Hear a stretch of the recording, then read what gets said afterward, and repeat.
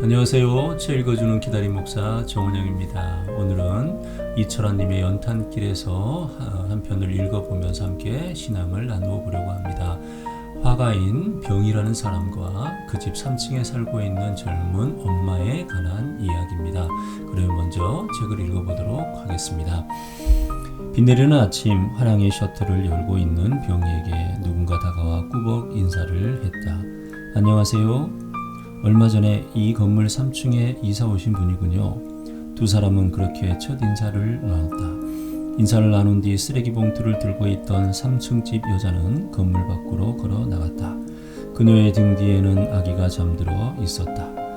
그녀는 화랑 바로 앞에 신호등에 서 있었다. 괜찮으시다면 제가 길 건너까지 모셔다 드릴게요.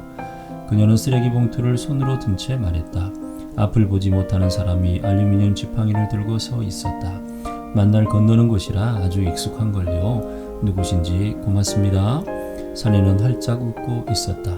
그때 신호등이 파란불로 바뀌고 보행 신호음이 들려졌다. 사내는 더듬더듬 지팡이를 두들기며 길을 건너기 시작했다. 그녀는 건물 쪽으로 몇 걸음을 되돌아오다가 다시 걸음을 돌려 급히 사내의 뒤를 따라갔다. 아무래도 마음이 놓이지 않았던 모양이었다. 사내가 길을 채 건너기도 전에 신호등이 빨간불로 바뀌었다. 그녀는 웃으면서 차들을 향해 손을 들어 보였다. 그 사이 사내는 무사히 길을 건넜다. 병이는 엄마 등에 엎여 웃고 있는 아기 얼굴이 보고 싶어 출입문으로 바짝 다가섰다. 그 순간 너무 놀라 화랑 쪽으로 몸을 돌리고 말았다. 슬프게도 아기는 오른쪽 눈이 흉한 모습으로 감겨져 있었다. 아기 엄마를 다시 본 것은 그로부터 이틀 뒤였다. 우편함에서 우편물을 뒤적이는데 그녀가 아기를 등에 업은 채 한쪽 눈을 꼭 감고 조심조심 계단을 내려오고 있었다. 어느 일요일 오후 그녀가 자고 있는 아기를 업고 화랑 안으로 들어왔다. 병이는 반갑게 그녀를 맞았고 벽에 걸린 그림들을 둘러보며 그녀가 말했다. 실은 한 가지 여쭤볼 게 있어서 왔어요. 그녀는 잠시 망설이더니 들고 있던 서류봉투에서 노트만한 사진을 꺼냈다. 저 우리 아기 얼굴을 그릴 수 있나 해서요. 얼마 전 돌 때 찍은 사진이거든요. 이걸 좀 그려주셨으면 해서요.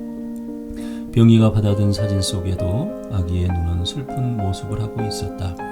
사진이 크고 선명해서 그리기 어렵진 않겠어요. 병이가 대답했다. 실은 한 가지 더 부탁드릴 게 있거든요. 어려우시겠지만 제 아기의 오른쪽 눈을 아프지 않게 그려주실 수 있나요? 병이는 조금 놀랐다. 그럼요, 그릴 수 있지요. 벽에 걸린 아기의 사진을 볼 때마다 마음이 너무 아팠거든요. 말은 안 했지만 아빠도 그랬을 거예요. 네. 그려주실 그림이 지금의 모습은 아니지만 이 아이가 더 컸을 때는 틀림없이 두 눈으로 세상을 살아갈 수 있을 거예요. 하나님께 늘 그렇게 기도하거든요.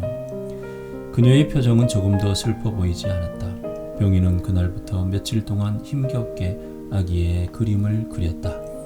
아기의 오른쪽 눈을 그리는 게 무엇보다도 어려웠다. 오른쪽 눈동자에 점 하나 찍는 일 때문에 3번을 다시 그려야 했다. 3번째 그림을 그릴 때 문득 자신이 그린 작은 눈동자 하나가 엄마와 아기의 소중한 희망이 될지도 모른다는 생각이 들었다.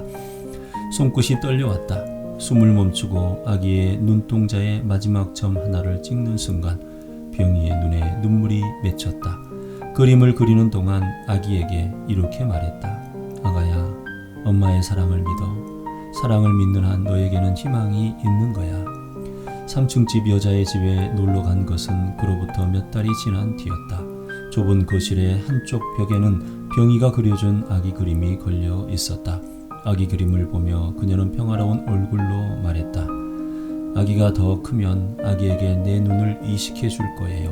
그러면 저 그림처럼 내 아기도 예쁜 눈을 가질 수 있겠지요? 그래서 저는 지금부터 한쪽 눈으로 살아가는 연습을 하고 있어요. 한쪽 눈으로 밥을 먹고 계단을 내려오고 또 걸으면서 그래서 얼마나 기쁜지 몰라요. 병이는 그제야 3층 집 여자가 눈을 꼭 감고 계단을 내려왔던 이유를 알 수 있었다.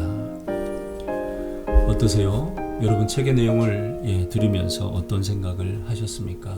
참 귀한 마음입니다.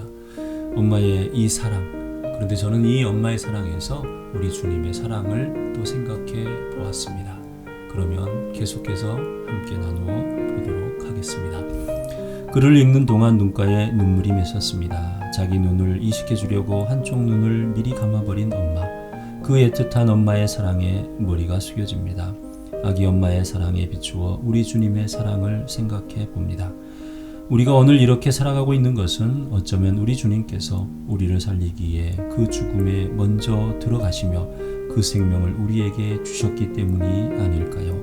그분이 나를 살리시기 위해 먼저 십자가에 올라가셔서 그곳에서 죽으심으로 우리를 대신 하셨고, 그래서 우리는 구원에 이르게 된 것입니다. 미리 죽으신 것입니다. 엄마가 아기에게 눈을 주기 위해 먼저 눈을 감아버린 것처럼 주님이 우리에게 생명을 주시기에 먼저 죽음으로 가신 것입니다. 이것이 십자가의 사건이고 대속의 제물이 되신 주님의 사랑입니다.